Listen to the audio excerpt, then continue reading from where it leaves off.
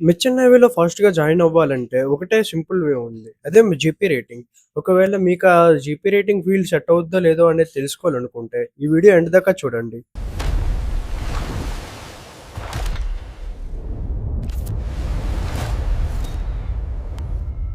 Hi!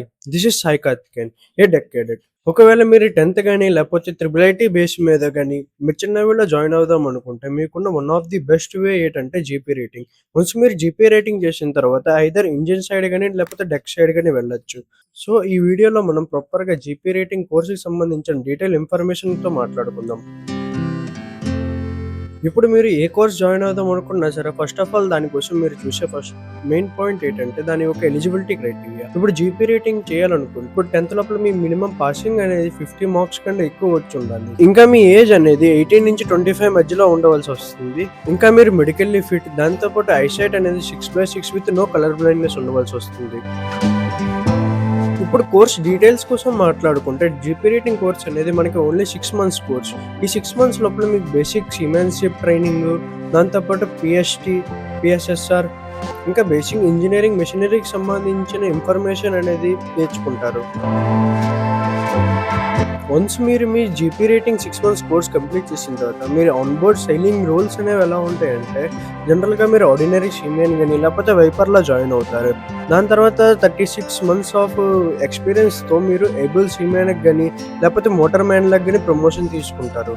GP రేటింగ్‌లో ఉన్న one of the most best plus point ఏంటంటే once మీరు మీ 36 months sailing period complete చేసిన తర్వాత మీరు జీపీ రేటింగ్ చేశారు కాబట్టి మీకు 2 ఛాన్సెస్ ఉంటాయి. ఐదర్ ఇంజిన్ సైడ్ గాని లేకపోతే డెక్ సైడ్ గాని. రెండిట్లో ఏదో ఒక సైడ్ మీరు ఎంచుకొని అందులో ఆఫీసర్‌లా మీరు ఎక్కొచ్చు.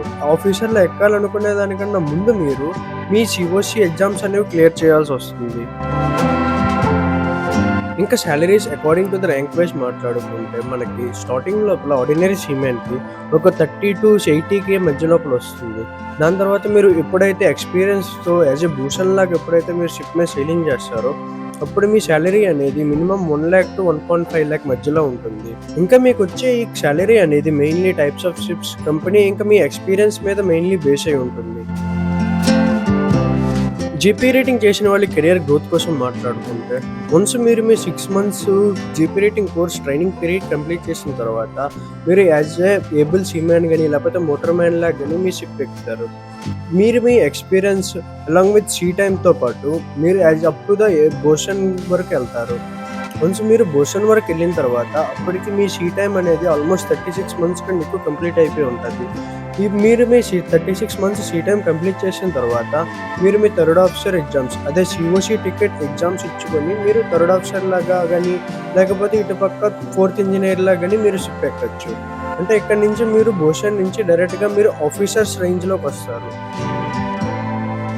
ఇప్పుడు మీరు జీపీ రేటింగ్ చేయాలనుకుంటే మీకున్న one of the top colleges with good placement ఏంటంటే లిస్ట్లో మనకి టాప్ ప్లేస్లో ఉన్నది టీఎస్ రహమాన్, దాని తర్వాత IMI Noida, great eastern, Anglo eastern, SIMS and at the last లోపల ఉన్నది ఆమెట్. సో ఇది గైస్ జీపీ రేటింగ్ సంబంధించిన ప్రాపర్ డీటెయిల్ ఇన్ఫర్మేషన్ వీడియో. ఒకవేళ మీరు జీపీ రేటింగ్ చేద్దాం అనుకుంటే మీరే కాలేజ్లో చేస్తారనేది కామెంట్ చేయండి. ఇంకా వీడియో నచ్చితే లైక్, షేర్ అండ్ సబ్స్క్రైబ్ చేసుకోండి.